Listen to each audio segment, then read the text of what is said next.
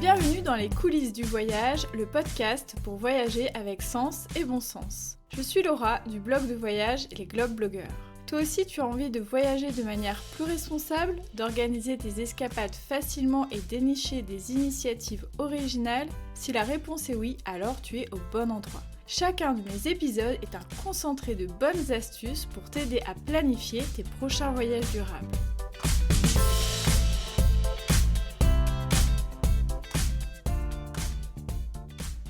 Hello hello, je suis ravie de vous retrouver pour ce premier épisode de 2023 avec une voix un petit peu enrouée comme vous pouvez peut-être l'entendre parce que j'ai une bronchite depuis quelques semaines.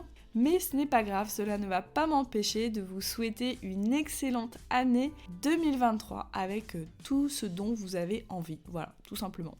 Cette semaine, j'ai le plaisir d'accueillir Claire et Guillaume qui sont nomades ou semi-nomades depuis environ 12 ans. Ils ont commencé par voyager sur une longue durée et cela leur a permis de découvrir le permis vacances-travail et ensuite de nombreuses formes de voyages alternatifs, notamment l'échange de services.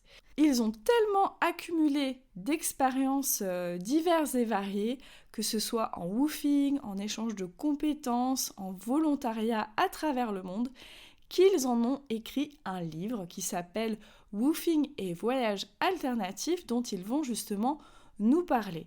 Tout au long de l'épisode, vous allez voir, on va décortiquer toute la philosophie qu'il y a derrière ces modalités de voyage. Ça va faire du bien parce qu'il y a beaucoup de good vibes dans cet épisode et on en a bien besoin. Donc sans plus tarder, je vais les accueillir à mon micro pour cet échange et rassurez-vous, il a été fait quand je n'étais pas malade, donc j'ai une voix un petit peu plus habituelle. Bonne écoute!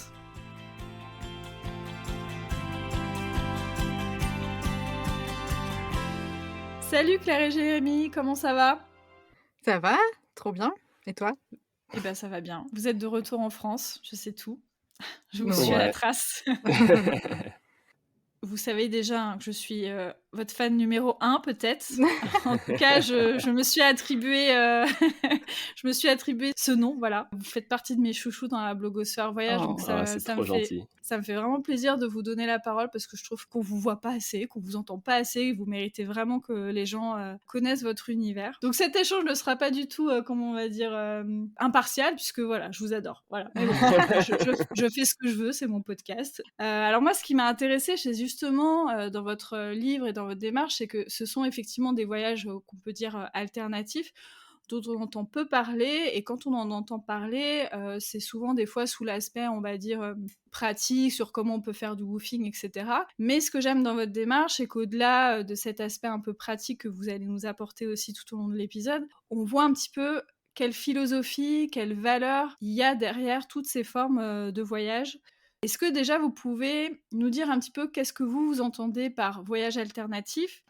Pour nous, la définition, c'est essayer d'être conscient de son impact, qu'il soit environnemental ou sociétal ou social, et essayer de garder un petit peu cette ligne de mire lorsqu'on voyage. Ça, c'est un peu la ligne directrice. C'est aussi sortir un petit peu des sentiers battus quand on se rend compte qu'il y a des propositions ou des solutions qu'on nous propose sur lesquelles on n'est pas d'accord. Et puis essayer d'aller chercher un peu plus d'authenticité, si on peut parler de ce mot-là, que ce soit auprès de locaux, ou que ce soit d'expériences vraiment hors des sentiers battus, ou d'aller faire un pas de plus que la plupart des personnes.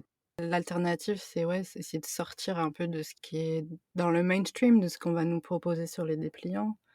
Et il y a des choses bien, enfin, ça veut pas dire qu'on n'en fait pas, en fait, hein. On aime bien aussi aller voir, l'opéra de Sydney, c'était, un rêve de notre vie, tu vois, par exemple. Mais, aussi aller chercher d'autres choses, des vraies relations, des rencontres, qui sont puissantes, que tu vas te rappeler, qui vont marquer les 2 côtés et qui vont pas être juste de l'ordre, de l'activité touristique. Et alors justement, quels sont les différents modes de voyage alternatifs que vous avez pu tester et surtout, qu'est-ce qui a fait qu'un jour, vous avez eu envie de tester ces modes-là? Comment ça s'est passé?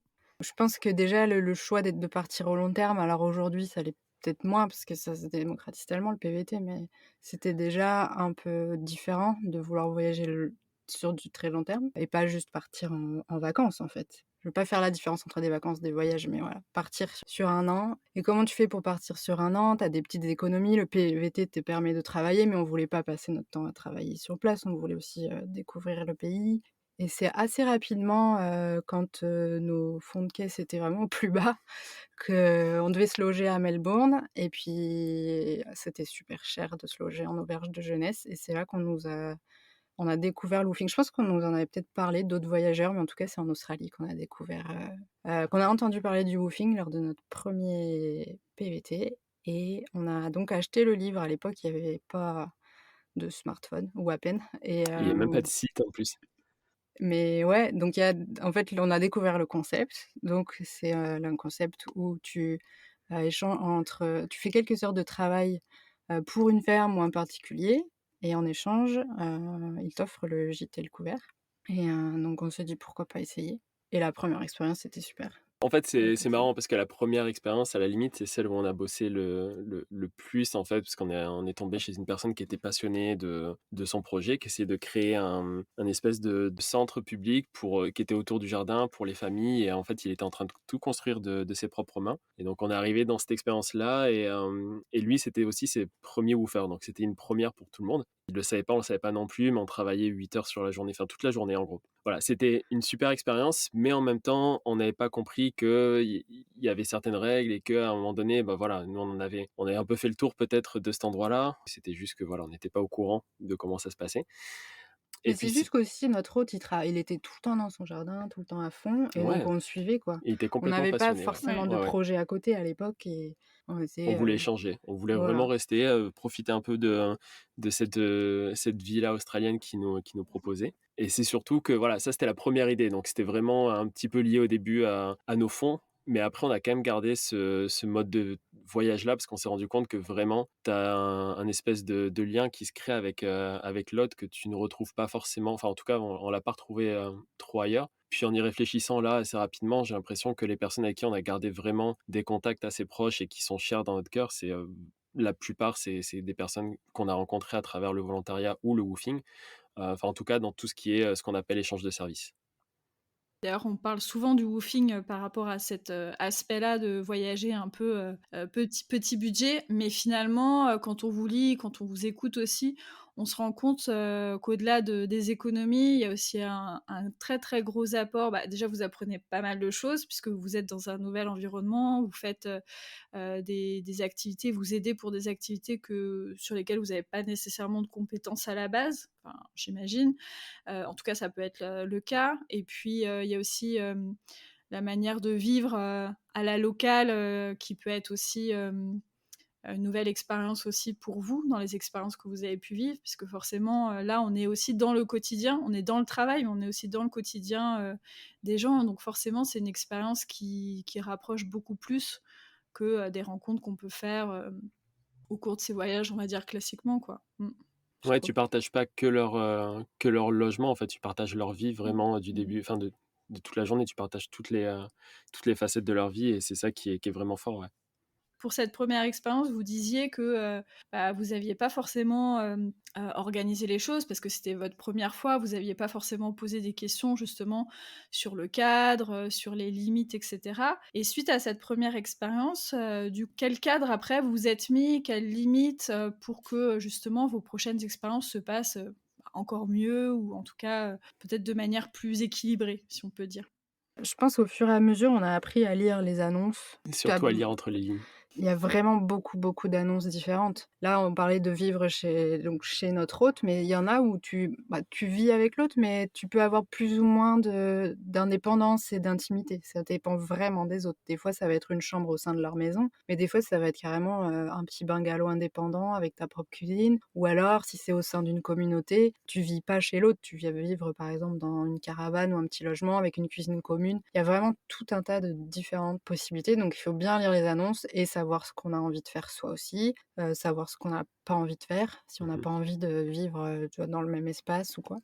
Notre deuxième expérience était plus à la base, on cherchait un travail dans une ferme, on ne trouvait pas et on a trouvé cette ferme-là faisait un mix des 2, où on pouvait, les premières heures de la journée, échanger notre temps et notre service pour le gîte et le couvert et après l'après-midi, on était rémunérés. Cette ferme-là, c'est pas un bon exemple de woofing, je trouve, parce que C'était un peu l'exploitation des woofers, pour faire tourner la ferme, mais Ouais, c'était un peu exploitation, mais je pense que c'est là où, peut-être on a pris conscience dans le sens où, on a rencontré beaucoup de monde, où on est resté quand même longtemps. On est resté, 1 mois et 1 demi, je mois et crois. demi, comparé à une semaine pour le premier woofing et pendant ce mois et demi, on a pu, rencontrer des personnes qui avaient déjà fait du woofing. On a rencontré un peu des, différents profils, puis on a pu échanger pas mal là-dessus et c'était de l'exploitation, je plus, même je dirais au niveau de la ferme, pas forcément au niveau du woofing parce qu'au final, tu bossais quand tu travaillais pour la ferme, les premières heures de la journée pour jeter le couvert, c'était à 2 heures, je crois. C'était quelque chose comme ça. Et après, ça se transformait en paye. Mais la paye était vraiment ridicule, en fait. C'était plus là où il y avait l'exploitation et puis le fermier qui était, on va éviter les gros mots, mais voilà, qui était pas sympa non plus. Et il y a un truc aussi qu'on a peut-être pas précisé aussi, c'est que là, depuis le début, on parle de woofing, mais dans le woofing, on inclut d'autres structures. Le woofing, c'est une structure associative qui se trouve dans les différents pays du monde. Il y a d'autres structures qui ne sont pas forcément associatives, comme LPX, comme Workaway, mais qui proposent un peu le même genre de service. C'est de l'échange de services, en fait, et de l'échange de bons procédés. À la base, on parle du woofing pas mal dans tout ce qui est ferme organique. C'était vraiment un échange de services, ciblé sur, le travail dans les fermes organiques. Au départ, le woofing et après il y a d'autres formes d'échange de services qui se sont développées dans des domaines plus variés. Donc peut-être vous pouvez donner, d'autres exemples d'échange de services pour ceux qui ne seraient pas forcément intéressés d'aller à la ferme? En échange de services, nous, on avait aussi beaucoup utilisé LPix. Mais en termes d'expérience, par exemple, en Nouvelle-Zélande, à Auckland, on logeait chez une dame qui avait une tiny house et qui était en train d'en construire une deuxième. Puis notre boulot, c'était voilà, d'essayer de l'aider à construire la deuxième maison, la deuxième petite maison. Et c'était au cœur de la ville. Toujours à Auckland aussi, on a passé un long moment chez un petit papy qui est devenu notre papy de cœur en Nouvelle-Zélande, qui s'appelait Kiss, qui nous a hébergés plus d'une fois. Et lui qui vivait sur une des premières... je sais pas si on pourrait appeler ça un écolieu, mais ça y ressemblait beaucoup en fait. C'était une terre partagée en communauté avec d'autres personnes. Il y avait une douzaine de maisons sur le même terrain, puis ils avaient pas mal de choses en commun. Il y avait même une petite école en fait avec, je crois qu'il y avait une vingtaine de d'écoliers. Ouais, Et là, on faisait tout, hein. Il y avait un petit peu d'apiculture, c'était aussi du jardinage, de la construction. On l'a aidé à réparer son bateau. On est parti faire du bateau avec lui. Il y avait de l'électricité. Enfin voilà, c'est un peu de tout. ça peut être tout un tas de choses et c'est là où c'est super intéressant parce qu'on se retrouve à aider les gens dans leur passion et à faire des choses auxquelles on s'attendait pas du tout. Ouais. Et ça devient très original, ça peut devenir très, très original.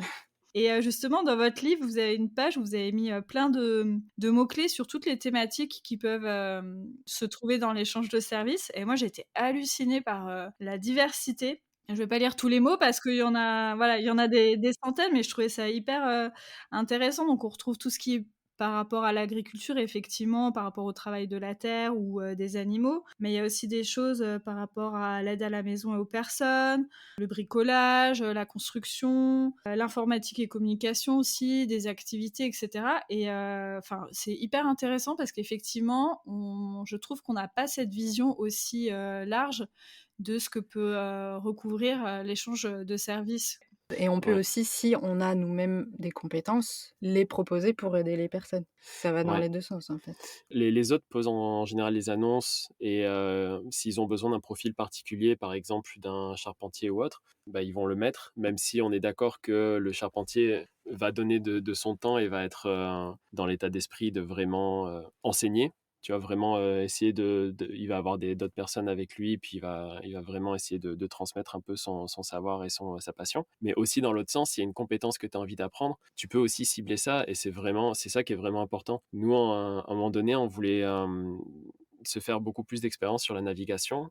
Du coup, sur 2 mois dans le nord de la Nouvelle-Zélande, on a ciblé 5 ou 6 différents hôtes qui avaient de l'expérience dans la navigation. Des expériences qui étaient complètement différentes. Il y en a une qui avait fait 2 fois le tour du monde, un autre couple qui faisait du racing, un autre couple qui était en train de construire leur bateau. On était des éponges à ce moment-là, à essayer de vraiment en tirer un maximum de ses compétences et apprendre un maximum pour pouvoir après bah, voilà, Ouais, puis se baigner un peu plus se dans ce impliquer. monde-là, faire C'est un petit ça. réseau aussi, parce que c'est une petite Ouais. région, donc plus tu commences à parler aux gens et tu construis un réseau et prends des contacts et tout ça pour aller après plus loin dans ton voyage et tout. Donc, Oui, c'est là où le terme échange de service prend tout son sens. C'est vraiment un échange. C'est vraiment, on Exactement. sent bien dans votre bouquin que c'est réciproque. Alors, on l'a peut-être pas, dit, très clairement, du coup, je vais quand même, le dire. Dans les expériences, d'échange de services, que ce soit du woofing, que ce soit alors woofing, LPX, Workaway, en fait, c'est des plateformes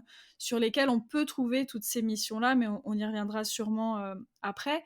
Mais dans tous ces échanges de services, il y a jamais d'échange, monétaire. Vraiment, c'est basé sur, l'échange, de bons procédés, on va dire. On en a un petit peu parlé, déjà, mais, à votre avis, à qui s'adressent un peu ces différents, types d'échanges, de services? Je pense que si déjà tu es dans l'état d'esprit de vouloir, donner un peu de ton temps pour aider les gens que tu vas rencontrer, pour moi ça s'ouvre à tout le monde. Après effectivement, c'est selon les autres, certains vont chercher des personnes avec plus ou moins d'expérience dans les domaines dont ils ont besoin. Mais ça s'adresse aussi aux gens qui n'en ont pas. Enfin, on va forcément être initiés.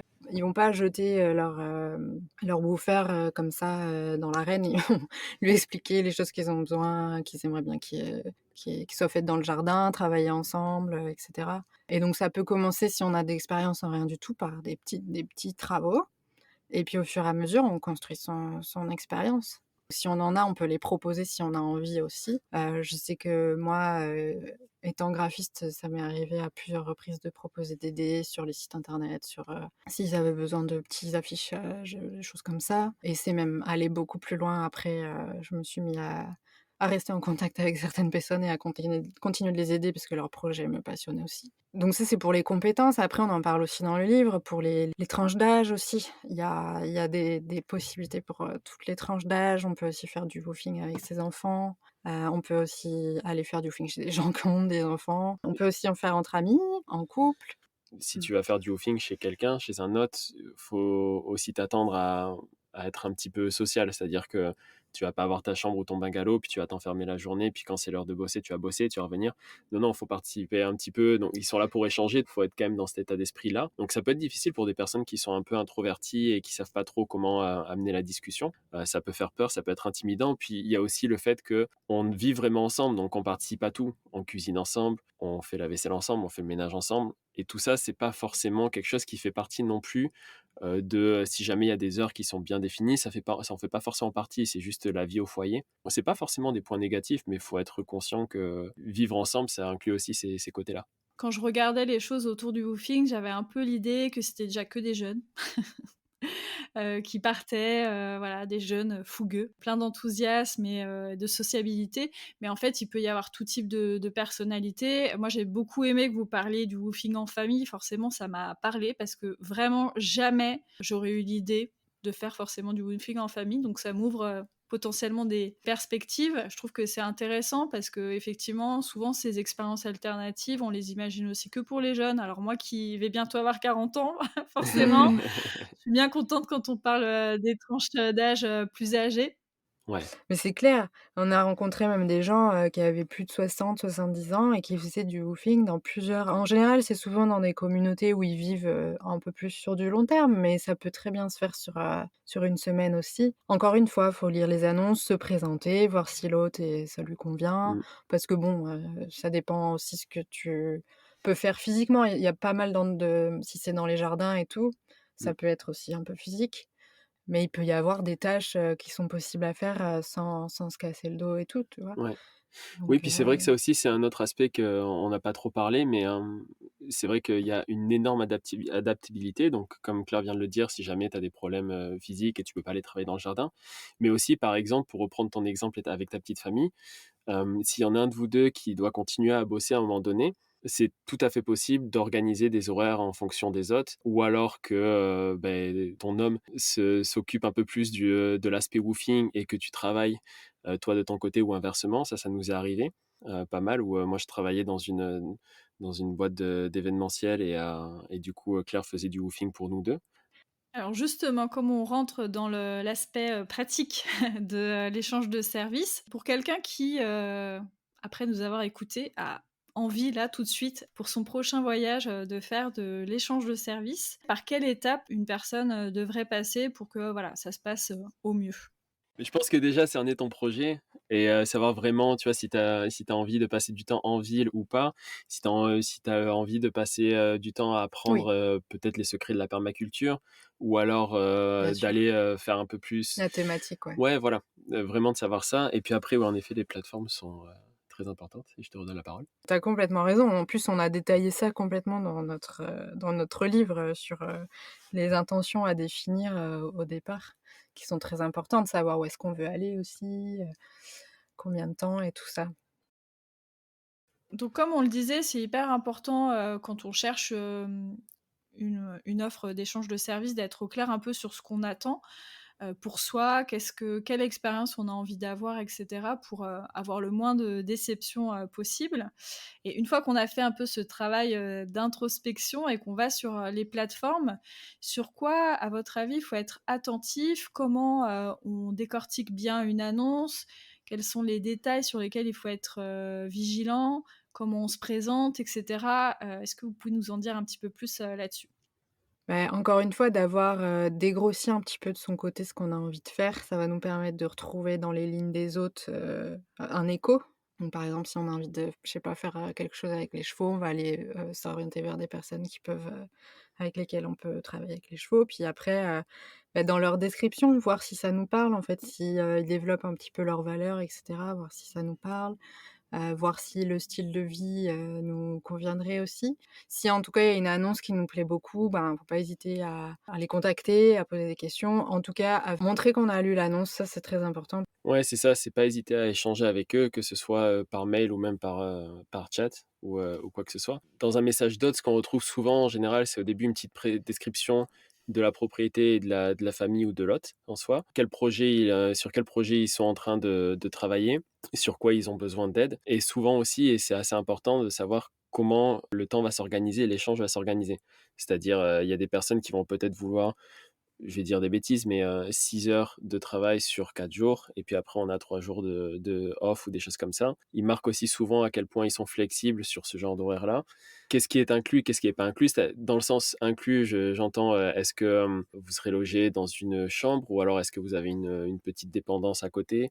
Est-ce que vous avez besoin de prévoir vos repas pour le midi ou alors est-ce qu'on mange tout le temps ensemble à tous les repas quoi qu'il arrive? Déjà, s'il y a pas ce genre de critères-là dans les messages, ça veut dire souvent que les personnes soit sont assez novices, les autres sont novices sur ces plateformes-là, ou alors qu'il y a quelque chose qui va pas. Enfin, autant, ça veut pas dire qu'il faut sauter l'annonce, hein, juste, faut demander un peu plus ce genre de choses, essayer d'en savoir un peu plus, ne pas s'aventurer sans vraiment avoir cerné le projet et le cadre.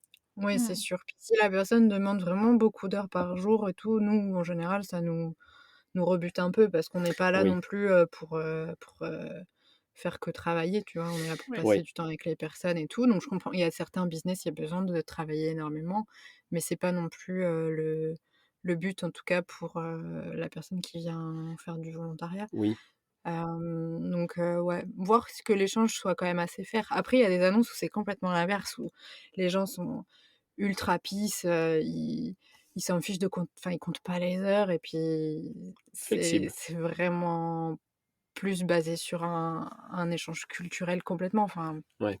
très souvent, c'est sur l'échange culturel, mais ouais, il y a vraiment de tout. Mais dans l'annonce aussi, si tu vois que, la personne est exigeante, même sur le profil du woofer demandé, ça peut être, aussi Un red flag. un red flag un peu. C'est-à-dire que si la personne veut absolument un couple ou alors, la personne veut absolument, une fille, de moins de 25 ans par exemple Ouais, c'est un ou peu alors des choses bizarre, comme hein. ça. Alors le couple, ça s'explique souvent parce qu'ils ont peur qu'un woofer tout seul, ce soit trop de temps à passer avec lui et du coup qu'au Et bout qui d'un moment, il s'ennuie s'ennuie quoi, il se ou fasse chier et puis ça c'est pas une bonne expérience. L'inverse, c'est, ouais, faut voir un petit peu tout le contexte et ça peut être assez particulier, ouais. Et il y a autre chose aussi, c'est au niveau des reviews. Alors, on est adepte ou pas des reviews, j'ai envie de dire, mais on le voit vite fait s'il y a un problème, en fait, avec ces autos-là dans les reviews, le woofer va écrire ce qu'il veut. Donc si à un moment donné, ça s'est mal passé et la plateforme ne va pas le changer et l'autre non plus. Donc dans les reviews, en fait, on peut voir si les expériences ont l'air d'être plutôt positives ou négatives. S'il y a pas de review, ça veut pas dire que c'est un mauvais hôte, ça peut tout simplement dire qu'il est nouveau ou alors que, voilà, il a pas demandé forcément des reviews ou quoi que ce soit. Ouais, sinon c'est toujours communiquer. Communiquer, encore une fois avec l'hôte ou alors avec les personnes qui ont déjà fait du woofing pour cet hôte-là.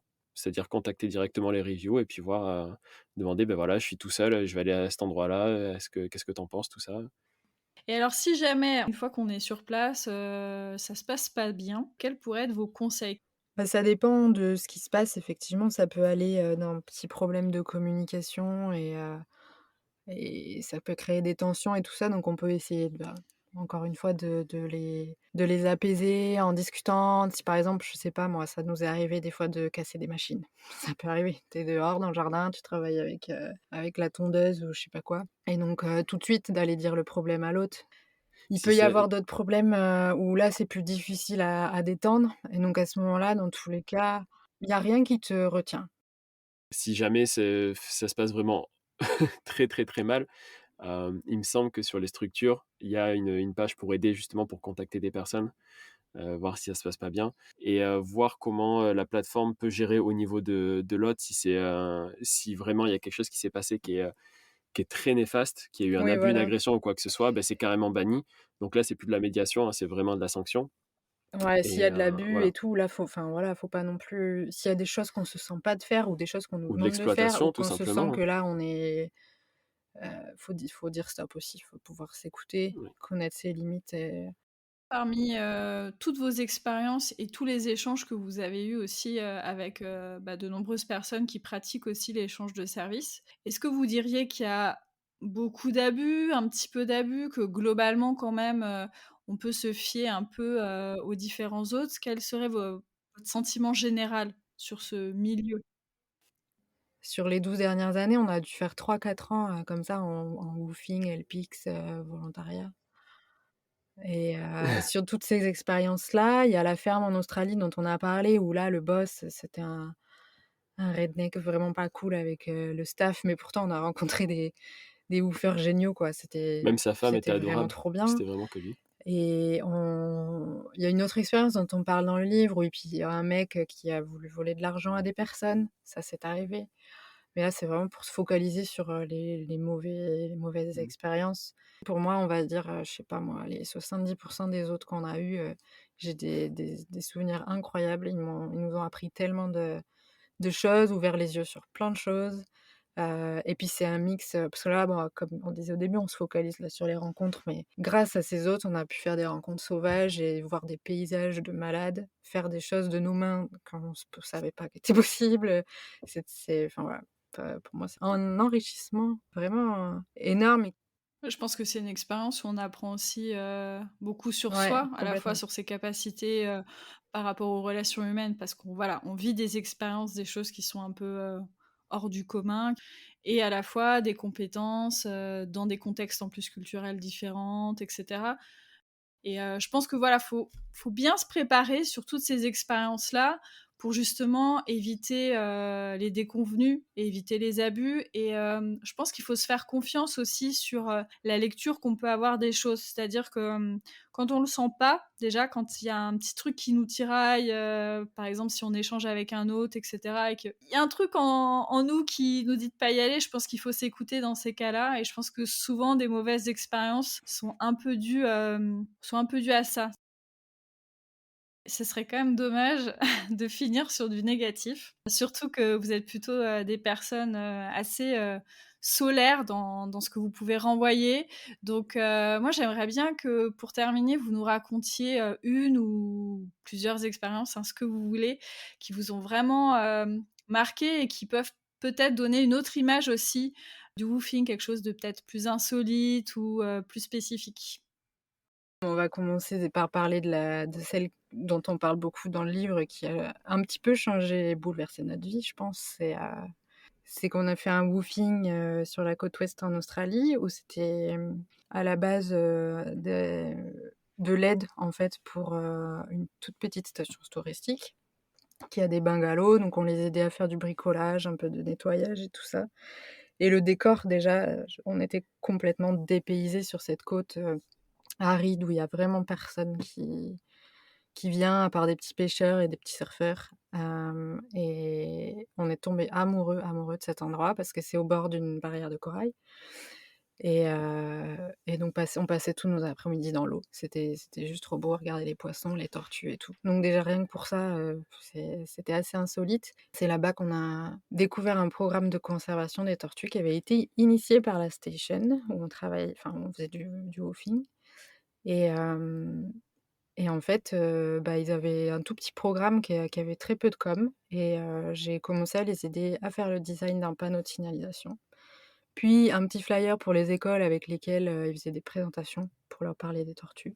Et puis, un petit site internet, et puis un truc, et puis un machin, et de fil en aiguille, on a continué à être en contact, pendant toutes ces années, et Toujours aujourd'hui? toujours aujourd'hui, et on s'est retrouvés à aider les scientifiques qui venaient donc chaque année me faire le monitoring des plages, pour faire un comptage de tortues. On est allés avec eux, on a participé, enfin ils nous ont initiés en fait, à tout ça, donc on est devenus aussi bénévoles avec eux, et ça c'était très, très puissant de passer par le woofing et d'arriver à, enfin être émerveillé d'une première part, de rencontrer tous ces gens, super engagés, cette petite communauté au bout du monde, c'était trop puissant, et de pouvoir, maintenant, avoir, créé une relation aussi professionnelle avec eux. Moi, en tant que graphiste pour, le programme, c'est génial aussi. On a fait de la vidéo, on a fait plein de choses avec eux, et on s'émerveille à chaque fois. Je pensais pas que le woofing pouvait nous ouvrir, toutes ces, c'est pas forcément des portes, c'est toutes ces Nous ouvrir les possibilités yeux dans la aussi. vie, et même découvrir ce que c'est que la conservation, animale, Et puis comprendre environnementale. que nos compétences de photographe, de graphiste et d'ingé son pouvaient aussi servir justement ce monde-là. Alors que pour nous, c'était vraiment un monde qui était réservé aux biologistes, aux Tout à scientifiques, fait. à des profils comme ça. Alors que non, vraiment, il y a besoin de tout profil dans ce monde-là. Et ouais, ça a été une belle ouverture. Ça nous a permis d'avoir un premier pas dedans, en fait, pour savoir comment on pouvait aider des projets qui ont du sens. Ouais, Ouais, voilà. complètement. Est-ce que vous auriez une deuxième expérience là qui donne vraiment envie et qui achève de convaincre les auditeuristes de faire de l'échange de services? Bah, moi, je veux bien Vas-y, parler choisis. de... Ouais, ok. Il y en a une où on devait, c'était encore en Australie pour le coup, pour changer, mais sur le nord-est de l'Australie, et on devait aller faire un woofing, mais pour garder une maison, qui était une maison en plein dans une vallée tropicale, une maison de bois qui était magnifique. Et les hôtes partaient, étaient tous les deux des tisseurs, des artisans tisseurs, et ils partaient pour un festival aborigène dans une communauté aborigène. Et au dernier moment, en fait, ils nous ont dit, bah, vous savez quoi, avec vos compétences en photo et en vidéo, on aimerait beaucoup que vous veniez avec nous. En plus, vous avez votre van, vous êtes complètement autonome, et on voudrait que vous passiez le festival avec nous, et que vous documentiez un petit peu tout ce qui se passe là-bas. Et donc de simple entre guillemets caretaker, on est passé à 5 jours en fait dans cette communauté aborigène, où on a des souvenirs absolument incroyables. Et ce woofing est resté, je pense qu'on est resté presque un mois à ce woofing. Et on a eu des expériences qui étaient vraiment incroyables avec ces personnes-là qui nous ont baladés partout, vraiment partout, qui parlaient de nous partout. On a même fini par faire du babysitting de kangourous, enfin de wallabies plutôt. Ça doit être super, ça me donne trop envie. Ah non, c'était vraiment fou. Puis c'était la voisine qui nous avait proposé ça. Et la voisine, bah, pour aller dans son terrain, vu que c'est une vallée tropicale, fallait traverser forcément la forêt, passer un lit de rivière, remonter la forêt, puis aller chez elle. Et donc on y allait que le soir pour dormir avec ces wallabies-là. Et non, c'était vraiment fou, mais on était vraiment à des lieux de savoir ce qui allait se passer pour nous quand on est arrivé dans ce woofing. On pensait qu'on allait juste garder la maison, et on a eu une espèce d'expérience qui est incroyable. Et même quand on en parle, on se dit, mais est-ce que c'est vraiment arrivé? Et puis leur maison était incroyable, construite Ouais. dans la jungle. Bon, faut aimer les petites bêtes, mais tu avais la végétation qui rentrait par les fenêtres, c'était merveilleux, comme Ouais. dans un film, de d'aventure, je sais pas. C'était c'était magnifique. Et puis, ah ouais, découvrir tous les habitats différents à travers le woofing, on en parle aussi dans le livre, c'est incroyable. Oui, sur les manières de vivre et qui sont très très différentes, effectivement. Et je pense qu'il y a très peu d'expériences en voyage où on peut vraiment avoir accès au mode de vie vraiment. Alors on peut le faire aussi un petit peu si on fait ce qu'on appelle du tourisme communautaire, quand on va loger dans des communautés qui proposent aussi de venir à la fois loger, par exemple, dans un village ou au cœur d'une famille, mais aussi vivre des expériences ensemble. Donc, c'est une autre manière.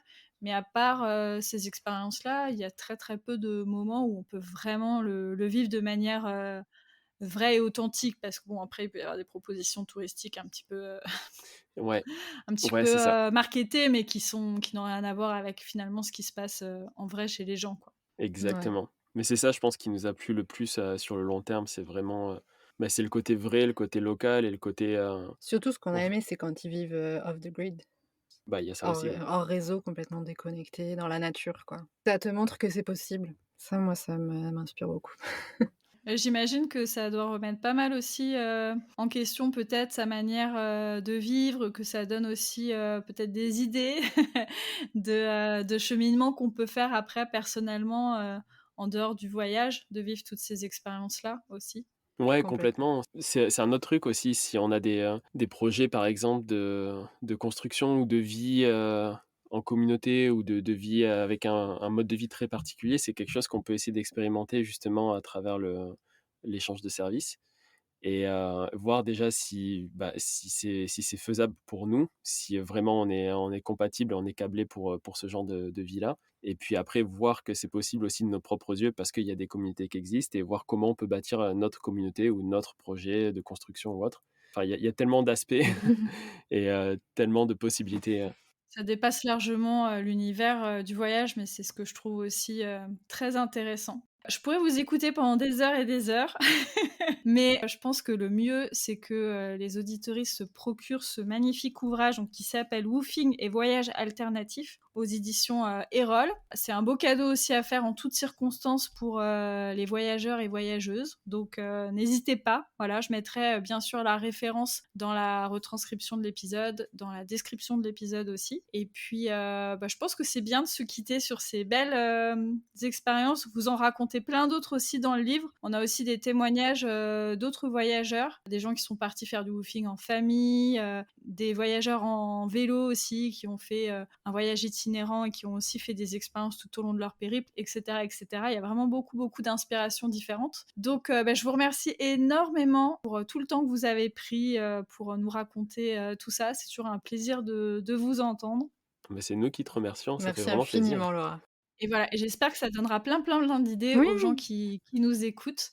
Et qu'est-ce que je peux vous souhaiter alors? Est-ce que vous avez des projets dans l'avenir d'échange de services ou vous faites une petite pause pour l'instant, vous savez un petit peu ou pas?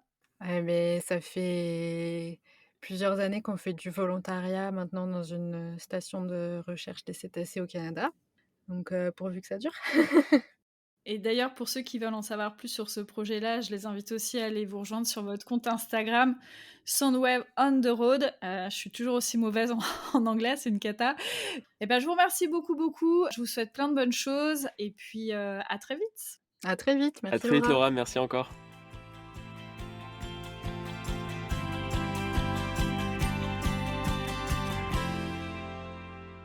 Hop hop hop, ne partez pas si vite. Avant de partir, n'oubliez pas de me mettre 5 étoiles sur Apple Podcast ou sur toutes les plateformes qui le permettent. Et aussi de me laisser plein de messages sur mon compte Instagram @globeblogger. J'ai remarqué que vous avez été quand même pas mal à écouter les rediffusions, ça m'a un peu surprise. Donc ça veut dire que vous n'aviez pas forcément écouté tous les épisodes, mais je me suis dit, il y a peut-être des auditeuristes par ici qui ont déjà écouté les plus de 60 épisodes des coulisses du voyage. Et si c'est le cas, ça m'intéresserait de le savoir, notamment via Instagram. J'aimerais bien savoir qui sont mes auditeurs et mes auditrices les plus assidus. Donc voilà, ça me ferait plaisir en ce début d'année, ce sera un petit cadeau de le savoir. Donc n'hésitez pas à m'écrire et puis je vous dis à très vite pour un nouvel épisode. À bientôt.